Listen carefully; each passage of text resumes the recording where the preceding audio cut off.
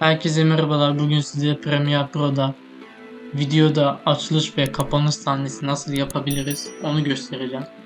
Zaman kaybetmeden başlayalım. İlk olarak proje kısmına bir adet video atıyoruz. Daha sonra efekt kontrol paneline geliyoruz. Burada opacity kısmı var.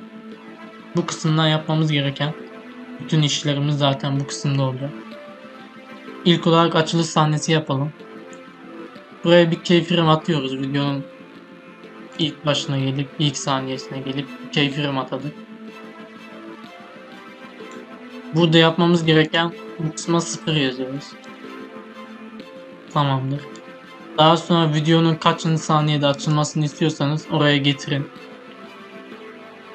Getirdikten sonra buraya tekrar 100 yazıyoruz.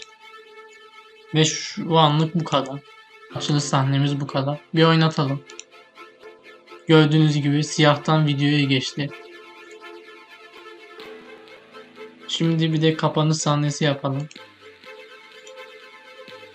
Bunda da nerede kapanmasını istiyorsanız o saniyeye gelin.